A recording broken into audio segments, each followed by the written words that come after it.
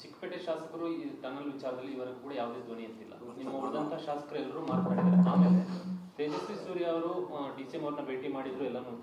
ತೇಜಸ್ವಿ ಸೂರ್ಯ 2 ಬಾರಿ ಸಂಸದರನ್ನ ಉಪಮುಖ್ಯಮಂತ್ರಿಗಳು ಖಾಲಿ ಟ್ರಂಕ್ ಅಂತಾರೆ, ಅವರಿಗೆ ತಲೆನೇ ಇಲ್ಲ ಅಂತಾರೆ, ಚೈಲ್ಡ್ ಅಂತಾರೆ.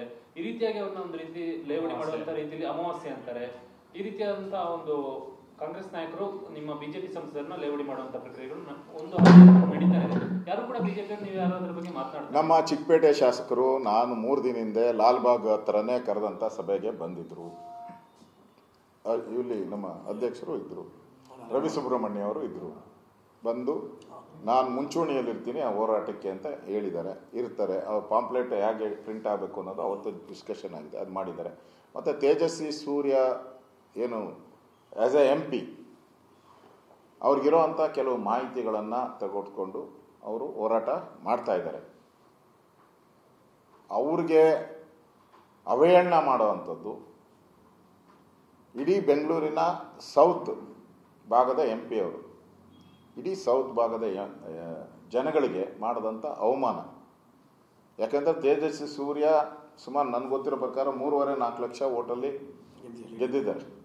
ಸಿದ್ದರಾಮಯ್ಯ ಹಿಂದೆ ಎಲ್ಲ ಗೆದ್ದಿದ್ದು 250-150 ಸೋತಿದ್ದಾರೆ. ಹಿಂಗೆ ಅವ್ರದ್ದು ಇತಿಹಾಸ ಇರೋದು.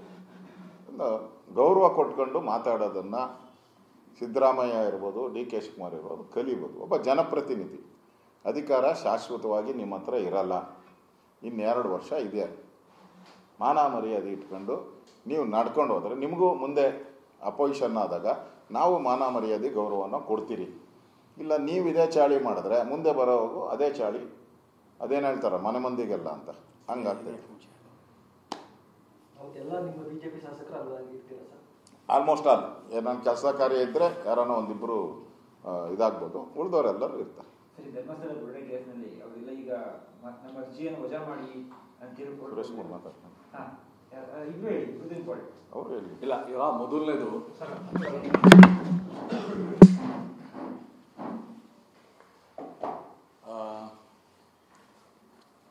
ಕರ್ನಾಟಕ ರಾಜ್ಯದ ಪೊಲೀಸ್ ಮಹಾನಿರ್ದೇಶಕರು ಎಲ್ಲ ಪೊಲೀಸರಿಗೆ ಒಂದು ಪತ್ರ ಬರೆದಿದ್ದಾರೆ. ಸೌಜನ್ಯದಿಂದ ನಡ್ಕೊಳ್ಳಿ, ನಿಮ್ಮ ಹತ್ರ ಯಾರು ಬಂದರೂ ಕೂಡ ಗೌರವದಿಂದ ನಡ್ಕೊಳ್ಳಿ ಅಂತ. ಪ್ರಾಯಶಃ ಉದ್ದೇಶ ಮುಖ್ಯಮಂತ್ರಿಗಳಿಗೂ ಅರ್ಥ ಆಗಬೇಕು. ಸೌಜನ್ಯದಿಂದ ಮಾತಾಡೋದನ್ನ ಫಸ್ಟು ಅವರು ಕಲಿಬೇಕು, ಗೌರವದಿಂದ ಮಾತಾಡೋದನ್ನ ಕಲಿಬೇಕು. ಸಿದ್ದರಾಮಯ್ಯನವರು ಇದ್ದರು 94ನೇ ಇಸ್ವಿನಲ್ಲಿ. HN ನಂಜೇಗೌಡ ಅಂತ ನಮ್ಮ ಶಾಸಕರಿದ್ದರು, ಈ ರಾಜ್ಯದ ಹಿರಿಯ ರಾಜಕಾರಣಿ. ಅವರು ದೇವೇಗೌಡರು ಒಂದು ಮಾತು ಹೇಳಿದರು, ಮುಖ್ಯಮಂತ್ರಿಗಳೇ ನಮ್ಮ ಕಡೆ ಒಂದು ಗಾದೆ ಇದೆ, ಮೇಷ್ಟ್ರೇ ನಿಂತ್ಕೊಂಡು ಮೂತ್ರ ವಿಸರ್ಜನೆ ಮಾಡಿದ್ರೆ ಮಕ್ಕಳು ಓಡಾಡ್ಕೊಂಡು ಮಾಡ್ತಾರೆ ಅಂತ. ಒಬ್ಬರು ಮುಖ್ಯಮಂತ್ರಿ ಈ ರೀತಿ ಮಾತಾಡಿದ್ರೆ ಇನ್ನು ಅವರ ಅನುಯಾಯಿಗಳು ಯಾವ ರೀತಿ ಮಾತಾಡ್ಬೋದು?